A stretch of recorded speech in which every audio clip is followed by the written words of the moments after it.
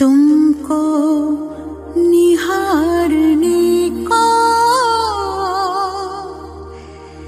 दिल ये चाहता है। प्रभु तुमको निहारने को दिल ये चाहता है। मन में उतारने को दिल ये चाहता है। तुम सामने हमारे, तुम साथ में हमारे, तुम सामने हमारे, तुम साथ में हमारे, तो भी पुकारने को दिल ये चाहता है। तुमको निहारने को दिल ये चाहता है।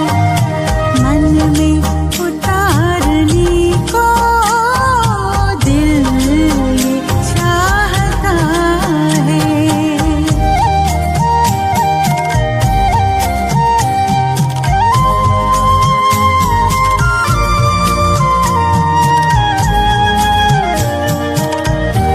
के पास कहीं प्यारे मधुबन में कहीं वहाँ पर रहते हैं। अभी 16 साल से 50 साल कलकत्ते में बिताए। तो बीच बीच में जब समय थोड़ा मिलता है तो कहीं ना कहीं चक्कर लगाने के लिए निकल जाते हैं।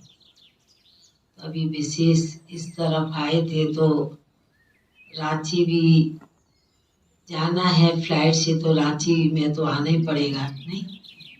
चाहे बोकारो जाओ चाहे हजारीबाग जाओ, कहीं भी जाओ तो जाना तो फ्लाइट पकड़ना तो रांची। जैसे मधुबन आप लोग भी आते हैं तो कोई अहमदाबाद से आता, कोई वाया दिल्ली करता है नहीं। आजकल तो जयपुर अजमेर भी कई ट्रेनें वाया करने लगी हैं, पर वाया तो करना ही पड़ता है। इसलिए इस क्षेत्र में छत्तीसगढ़ झारखंड में आना माना वाया करना ही है। तो इसलिए रांची में भी आना हुआ। तो अभी प्यारे बाबा को भोग लगाएंगे, पीछे फिर क्लास कराएंगे। बाबा के पास आप सभी भाई बहनों की स्नेह भरी याद प्यार लेकर के गए। याद प्यार जाकर बाबा के सन्मुख रखा और बाबा को मैंने कहा कि बाबा आज विशेष रांची से आई हूँ, सभी ब्राह्मण बच्चों की याद प्यार लेकर के। तो बाबा ने हंसते हुए मुस्कुराते हुए कहा, बच्ची कहाँ से आई है? मैंने कहा कि बाबा रांची से आई हूँ। बच्चे भी राजी हैं, राजी है ना? राजी है ना सभी? तो बाबा ने कहा कि इसलिए जब बच्चे हाजी का पाठ पढ़ के भी चलेंगे तो बाबा भी राजी रहेगा। और रांची निवासी बाबा के बच्चे चाहे नए हैं चाहे पुराने हैं, बाबा ने कहा बाबा के कार्य को और भी आगे से आगे बढ़ाना है। बढ़ाना है ना? तो बाबा ने कहा कि इसलिए बच्ची भोग में भी बच्चों का संकल्प याद भी उसी रीति से समाया होता है। और बाबा ने कहा यह तो स्थान पुराना और बड़ों की मेहनत से मिला हुआ स्थान है, पर अब आने वाली जो नई पीढ़ी है, जो बाबा के नए बच्चे हैं, उन्हें भी कुछ नया कर दिखलाना है। ऐसे कहते नाम सुना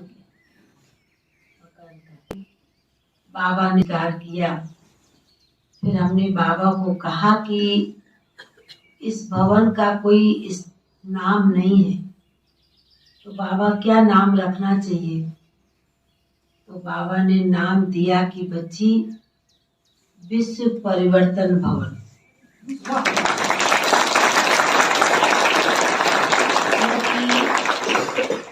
जब नए स्थान पर भी नाम इसी प्रकार रखते हैं और पुराने पर भी जब इस प्रकार नाम रखेंगे तो बच्चों को भी और नए से नए करने का और संकल्प आएगा।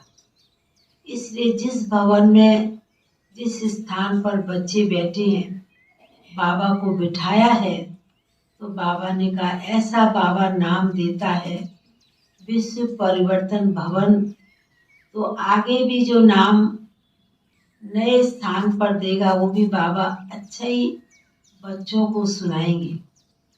ऐसे कहते हुए फिर बाबा ने आप सभी भाई बहनों को बहुत बहुत स्नेह भरी याद प्यार दी और विशेष फिर निर्मला बहन जी को भी, साथी बहनों को भी और हमारे भाई प्रदीप भाई नाम है, प्रदीप भाई सभी को बहुत बहुत स्नेह भरी दिल की याद प्यार दिया। याद प्यार लेते फिर नीचे पहुंचे। बाबा ने व्यक्त बाबा और साकार बाबा ने भी बच्ची योगी तू आत्मा है और सेवा, और मेरे को बाबा के घर में सेवा करने का शुरू से बहुत शौक था। पता मैं 11 साल की रांची में आई थी तो घर में जब जाते थे तो कभी लौकिक माता जी कहती थी 4 रोटी पकाओ तो मैं कहती थी मुझे नहीं आता है, कोई ना कोई बहाना कर देती थी।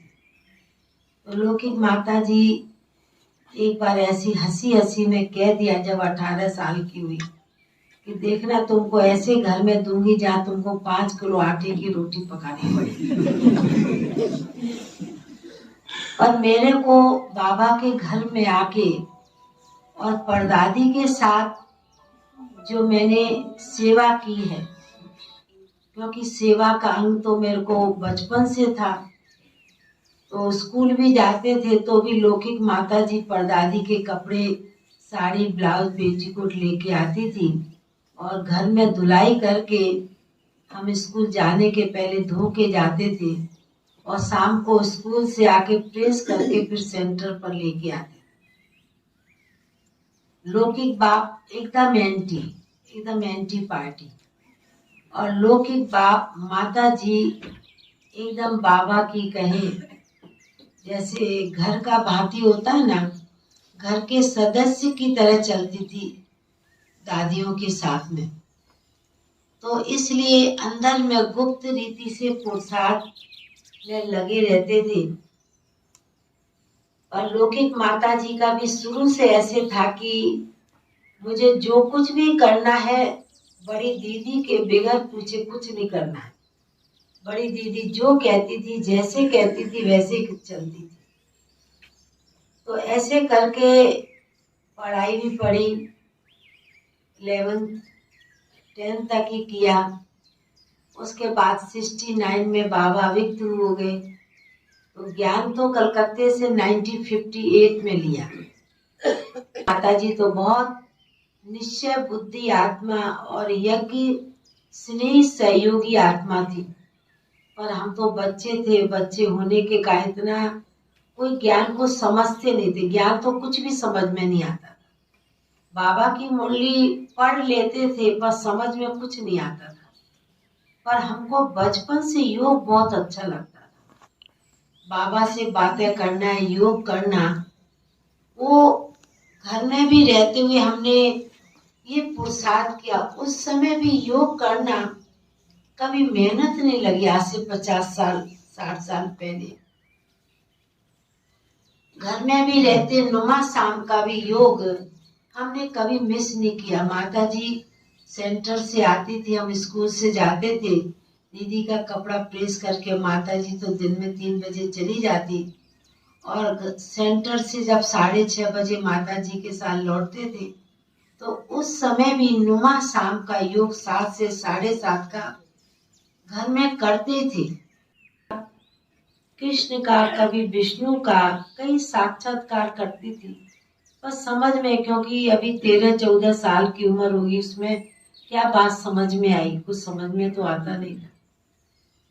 पर जैसे जैसे बड़े होने लगे तो अपने ईस्टर्न जोन में, ये बड़े गर्व की बात है कि हमारे ईस्टर्न जोन में 5 दादियां थी।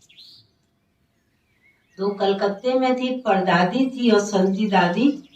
संती दादी वह थी जो विश्व कुशल भाव की युगल, जो बाबा की लौकिक में भतीजे की बहू थी। वो साकार में भी बाबा के साथ रही अंग संग, क्योंकि पहले के समय में तो इकट्ठी फैमिली रहती, 2-2, 5-5 भाइयों की।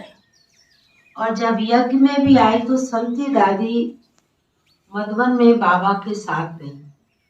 और जब बाबा 69 में अभिक्त हो गए तो दादी बाबा के कहने अनुसार दादी 70 में कलकत्ता आ गई। और संती दादी का ट्रांस का पाठ था।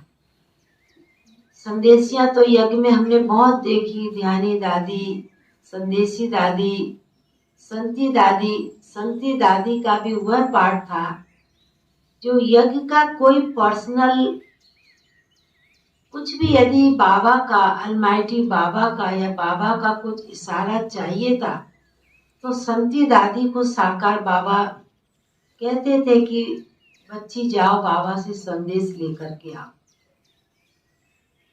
गुलजार दादी का पाठ तो पीछे शुरू हुआ।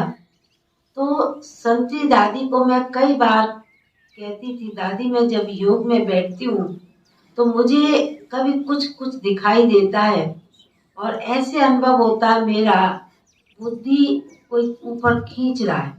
पर ये जानती नहीं थी कि कोई ये ट्रांस का पाठ है या बाबा की, सब कुछ जानकारी नहीं। दादी सुनती रहती थी।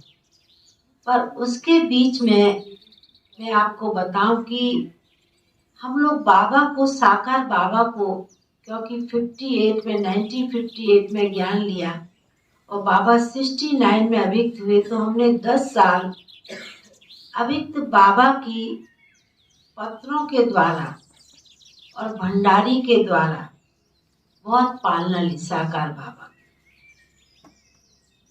उस समय तो बहुत थोड़े बच्चे, 20-25 बच्चे इतने होंगे, तो इतना हम लोग का बाबा से स्नेह प्यार था। मैंने देखा नहीं, लास्ट में 68 में देखा, पर लौकिक माता जी इतने बंधन होते हुए वो 3 बार साकार बाबा से मिलने मधुबन पहुंच जाती थी, क्योंकि उनका लौकिक पियर आगरा था।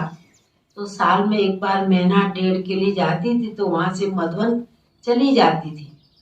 पर हमको लौकिक बाप माँ के साथ जाने नहीं देते, क्योंकि थोड़ा थोड़ा उनको मालूम था कि ये माता जी के साथ जाती है, तो बाप जाने नहीं देता था। स्कूल पढ़ाई पढ़ते थे।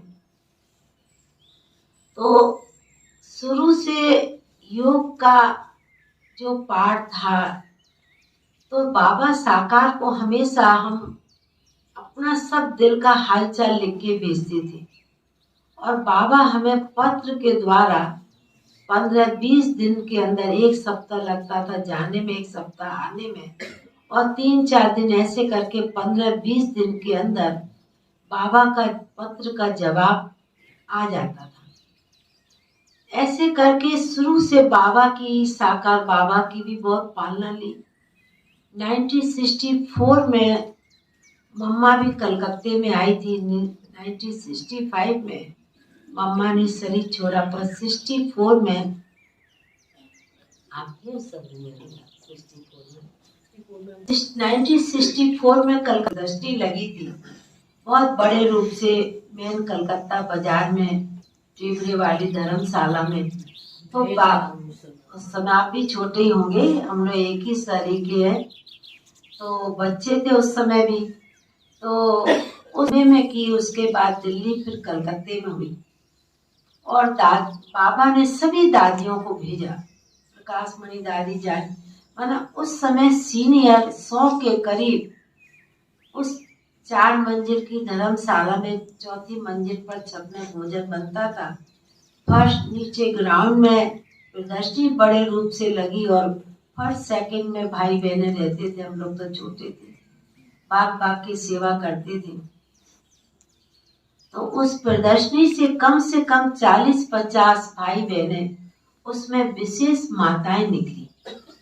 जैसे लेके दिन में 3:30 बजे हम बिस्तर पर जाते थे, 3:45 बजे परदादी उठती थी, 3:30 बजे हम 3:45 उठते थे, और 3:30 बजे और शाम को माना 18 घंटा हम सेवा परदादी के साथ करते थे। और आज दीदी मेरे को कहती, 1 रबड़ गंवाएगी तुम्हारा 1 लाख का भाग्य कम होगा। अब मेरे को चिंता हो गई कि अभी मेरा भाग्य बनना हो तो मुझे मालूम नहीं कितना बनना है, तो ज्ञान नहीं, जानते नहीं थी इतनी फिलॉसफी। तो थोड़ा चेहरा उतर गया, भोजन बगैर खिला दिया। तो परदादी बोली, चेहरा क्यों उतरा हुआ है? तो मैंने बोला कि ऐसे तो मैं बोलती नहीं थी, ज्यादा बहुत कम बात करती। तो मैंने बोला कि आप जो रबड़ की बात कही ना, मैं टोली का डिब्बा बनाऊंगी, पर टोली के डिब्बे में रबड़ नहीं लगा। तो बोला, अच्छा ये बताओ तुम नास्तिक हो कि आस्तिक हो? तो मैंने बोला, हूँ तो आस्तिक, नास्तिक तो नहीं हूँ। तो बोलो अभी क्या करना होगा? यदि आस्तिक है तो क्या करना होगा? तो मैंने बोला, अच्छा ठीक है, रबड़। तो हम देखते थे कि उसके ऊपर हमको दादी समझाती थी कि देखो, एक माता थी कलकत्ते में, शाम को परदादी, और उस समय 2 रुपए के गरम गरम चने भुंजे हुए लाती थी। और परदादी उस समय हम लोग को सबको 2-2 कणा दाना खिला दे लो। उसका नाम भूरी माता था, बेचारी बहुत साधारण माता थी, हम सबको खिलाती थी। तो दीदी हमको कहती थी कि देखो, आज ये बाबा के गरीब बच्चे, ये समझो 38-40 साल पहले की बात सुना रही, ये बाबा के गरीब बच्चे 2-2 रुपया, कोई 2 केला, कोई 4 केला, 2 संतरा, 2 एप्पल ले आता था, ये ला करके अपना भाग्य बना रहे हैं। और तुम यदि इसको वेस्टेज करेगी तो तुम्हारे खाते में क्या होगा? प्लस होगा कि माइनस होगा? क्या होगा? माइनस हो जाएगा ना, और खाता तो हमको प्लस जमा करना। तो हमको कई चीजों के ऊपर बड़ा अंदर से लगता था कि ये कितना ऊंचा ज्ञान है, कितनी ऊंची स्थिति है। और बाबा हम बच्चों कभी, अब आप सोचो, कभी ये ज्ञान कोई स्कूल में कोई टीचर या कोई गुरु सिखा सकता है? ऐसा कोई ने ज्ञान सुनाया, सिखाया? कोई नहीं। 1977 में, और हम बाबा के घर में समर्पण हुए। आना जाना 73 से चालू था, लिपके चिपके आते थे। और कायदे प्रमाण लौकिक बाप जो बता ना, एंटी था 18 साल। उसके बाद लौकिक बाप ने बाबा के घर में समर्पण किया, विधि विधान के अनुसार, जैसे लड़की कन्या को शादी देते। ये तो जानते नहीं थे कि कोई भगवान का ये वरदान है, आशीर्वाद है, होता था। तो एक बार ऐसे कलकत्ते में बड़ा भोग था, तो दादी ने हमको कहा, रुक्मणी आज तुम भोग लगा।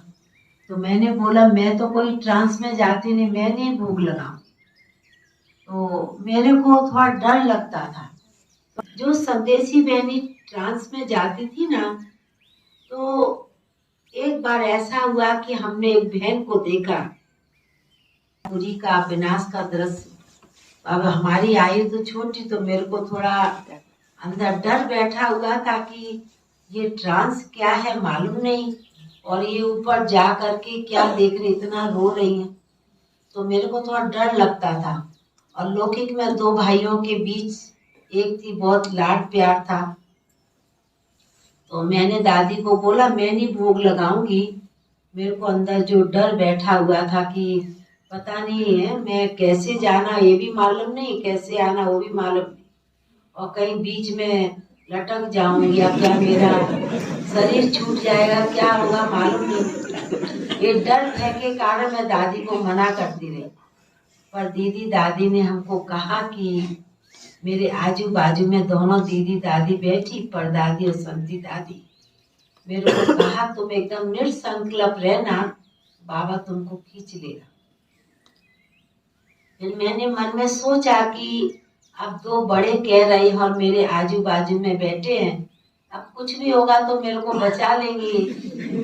बैठी और बाबा को मन ही मन का, बाबा अभी मेरी बुद्धि की डोर आपके पास है, अभी आप कैसे खींचना, कैसे जाना, कैसे उतरना हमें कुछ मालूम नहीं।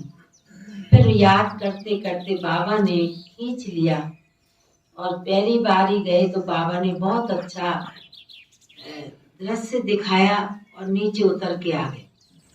तो मेरे पीछे पीछे दादी भी गई, देखे जाती है, डरती है क्या ऐसे, तो दादी भी उतर के आए। फिर दादी ने कहा कि अभी तुम बाबा का संदेश सुना, जो देखा वो सुना दिया।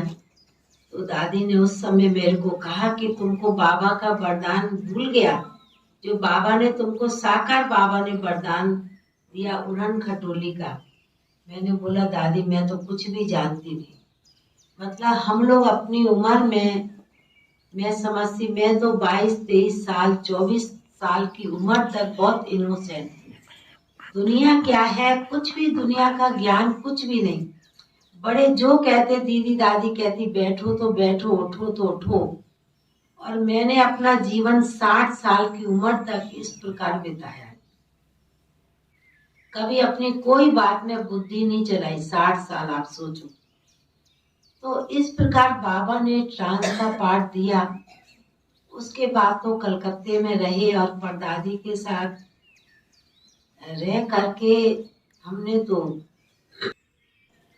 जब से इतना साल 60 साल परदादी के साथ रही। और उसके बाद पटना बिहार जोन, बंगाल के जोन ये सेंटर संभालते हैं। मैं कई बार कहती हूँ मैं तो 60 साल तक एकदम हाँ जी का पाठ पढ़ के चली, पर ये भी जब से परदादी 2013 में गए, उसके बाद गुजरात में बहुत जाना होता, नज़दीक है। उसके बाद मैं पटना और भी अपने ईस्टर्न जोन में जाती हूँ, आसाम जाती, बंगाल जाती हूँ, कई स्टेट में गई हूँ। पर मैंने ये अनुभव किया है, अभी तक 9-10 साल के अंदर अनुभव करती हूँ कि बाबा ने कैसे मुख से बुलवाया है। कोई भी क्षेत्र के लिए, कोई सेंटर के लिए वो कार्य जैसे कि हुआ पड़ा है और वो कार्य होकर के रहता है। मेरे को भी अपने आप में वंडर निकलता है कि कैसे मेरे मुख से निकलता, मुझे मालूम नहीं। बाबा बुलवाता है क्या है। मैं मोरबी गई थी तो वहाँ पर 1000-1200 की क्लास थी और 3 बार क्लास होती। एक सवेरे 6 से 7 हो गई, फिर दूसरी क्लास 7:30 से 8:30, 8:15 बजे, और तीसरी क्लास शाम को या दिन में होती थी।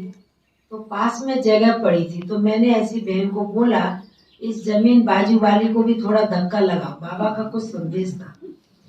तो सचमुच में वो बाजू का जगह भी उनको मिल गई। मैं गुजरात में, सूरत में भी साल में एक बार जरूर जाती हूँ, बड़ा प्रोग्राम होता है। वो श्राद्धों के समय बुलाती हैं, 4-4.5 हज़ार भाई बहनों का भोग होता है। तो वहाँ भी एक माता ने जगह दी, अपना पुराना मकान बाबा के नाम से, और उस बहन ने वहाँ की निमित्त मेन रोड पर था, उसमें 2 और भी जगह ले ली पास की। काम थोड़े समय से रुका हुआ था क्योंकि काफी बड़ी जगह से भी ऊपर के साथ साथ वतन में बैठे हुए हैं और वतन से किसी का भी नीचे आने का मन करता ही नहीं है। देखो ना दीदी बोल रही है कोई नहीं जा रहा है, 10 बज चुका, 10:30 बज गया, उसमें तो ये ठीक है घड़ी, तो वो भी किसी को नहीं पता। तो कहाँ जी भर कर के आपने हम सभी पर प्यार लुटाया, अनुभव सुनाया, और सबसे बड़ी बात क्या की, दादियों को हम सबके बीच में ले आए। तो लग रहा है किसी को कि दादियों से नहीं मिली। वाणी का आभास, चारों तरफ लाइट का कार्य, संदेशी पंछी के आसपास, बांध सके ना बंधन कोई, धरती या आकाश, सूक्ष्म इशारों से चलती सारी कारोबार, देह देह के रिश्तों का जहाँ नहीं संसार। चांद सितारों से भी पार केवल है आकार, ना धरती की आकर्षण नहीं देह साकार। कर्मातीत फरिश्तों का होगा साक्षात्कार, कहती है एडवांस पार्टी जल्दी हो तैयार। करते विचरण जहां फरिश्ते पांच तत्व के पार, हाड़ मास का तन नहीं लाइट है आधार। करे फरिश्ते मिलजुल कर आपस में व्यवहार, एक दूसरे का करते सम्मान सत्कार। ओम शांति। यही लक्ष्य है अब जीवन का, नव वर्ष का आगाज है, संगम है दो युगों का, आशा और विश्वास है, बदलेगा ये जहां। नई तरह नई नई नया उमंग है, बाबा भी संग है, लागे नया ये जहां। नई तरह नई नई नई फिजा, नया उमंग है, बाबा भी संग है, लागे नया ये जहां।